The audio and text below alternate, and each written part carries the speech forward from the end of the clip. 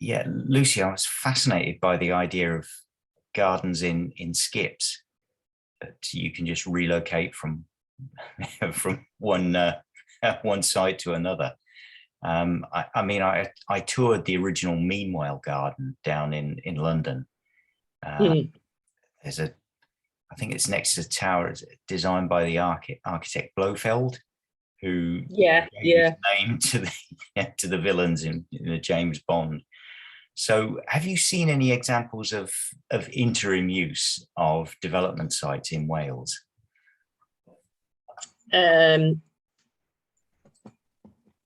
no, there may be, and I'd love to hear about them myself. I think, we still have this, local authorities have this position where they want to safeguard sites from community uses if they've got potential capital receipt value, because politically trying to get that community off the site in the future, it can be, cause a real problem. And I can understand that, given the lack of resources local authorities are going through and pressures upon them to make money from their land. But yeah, there are ways around it, and perhaps we need to shout a little bit louder about some of these examples, like the King's Cross one. King's Cross was the seminal example because they actually had things, as I understand it, they had it written into their memorandum and articles that the site would be developed, that that the community and everybody that was engaged with it understood that this was a temporary use, and they gave an undertaking not to get in the way of the development. And in the end, it was redeveloped, and that sent a huge signal to developers across the UK that this kind of thing could happen. But I don't know whether people have forgotten about that example now. Yeah, and of course these portable containers, they can be provided free free by the developers and the builders of these sites to the communities quite easily. So it's no skin off their nose, as long as they do have that ability to come onto the site, and say planning applications being submitted, but you can have it for the next three or 4 years while we're preparing preparing things. And and somewhere like London, that they take that with both hands, wouldn't they? A lot of places. So yeah.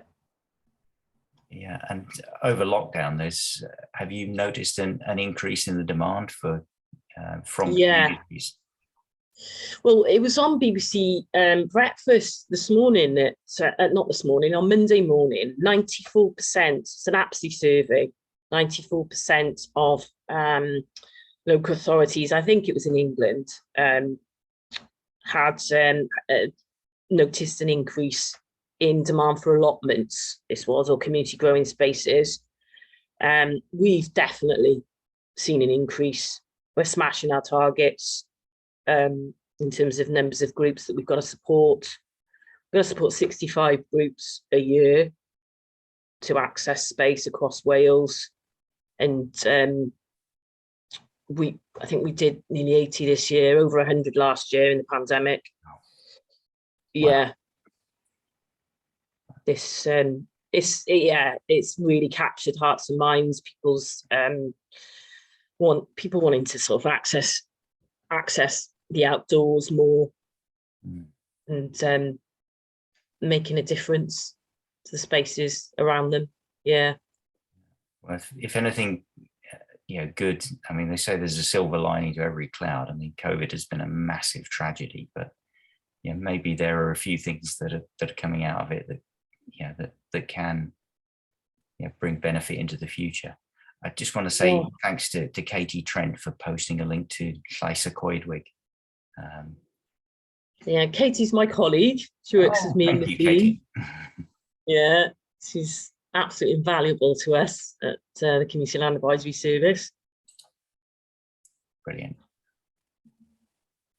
Thanks, Katie.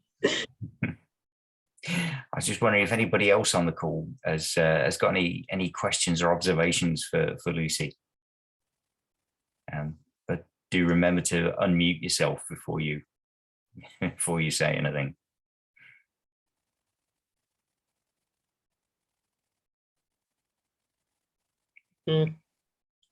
I could talk about this stuff all day. Yeah. Well, I just really want to reiterate for people to be in touch with their examples and processes they go through, and if there's projects they think are doing well, please do share them with us. We're trying to impart that knowledge, and if there's projects that need support as well. Fantastic. Colette's got a quick question. Over to you, Colette.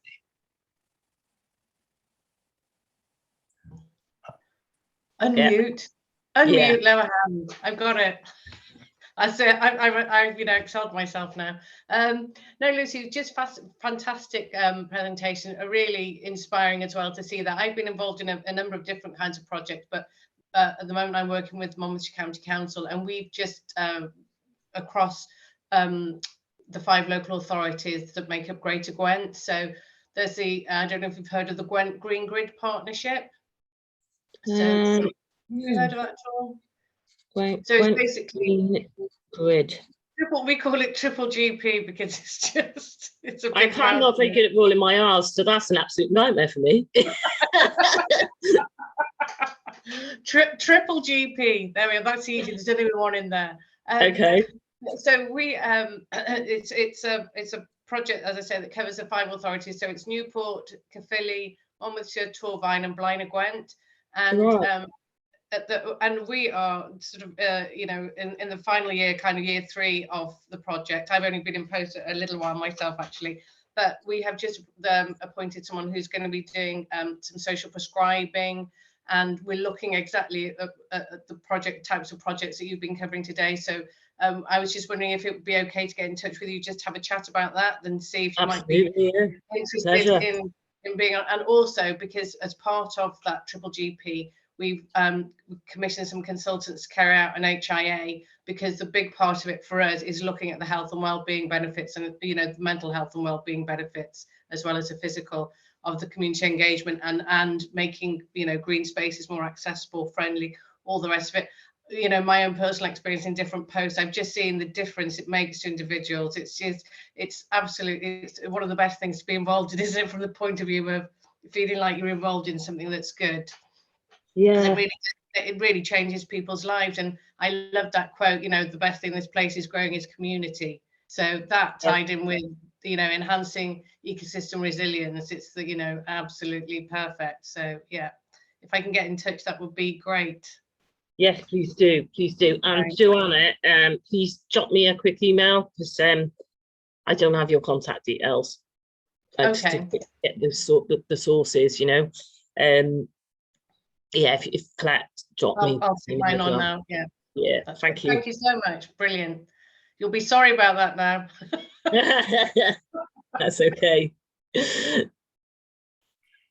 Yeah, for those that are still on the call, if you go to the Green Infrastructure Forum webpage that's hosted by Natural Resources Wales, then you should be able to find a presentation by Claire Olver from the Mersey Forest. And they did some work with in fact, it was funded by the National Health Service up on Merseyside.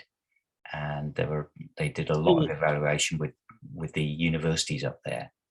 So it's worth having a look at that presentation. And if you're particularly interested in health impact assessments and evaluations of the impact of... What was it, the National Forest? It was the Mersey Forest is the organisation. They called it the Natural Health Service, the NHS. Yeah, Colette asked me if I could put the link up. Unfortunately, I can't, because I'd have to copy it across different computer operating systems. But email me and I'll send a link to you. Natural Health Service. Yeah, I have heard of that. Yeah, there's bits of work going on, so I'll spend 10 minutes just taking some stuff out and perhaps add that to the list. Fantastic. Thank you so much. Okay. Right.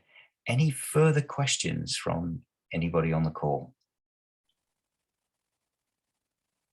Because if not, I'm going to thank Lucie really warmly again for a fascinating presentation and for an excellent discussion session. Thank you so much, Lucie. Oh, thank you. Thanks for the opportunity. You're very welcome. So goodbye from me, and hope to see you all at the next webinar. Bye for now.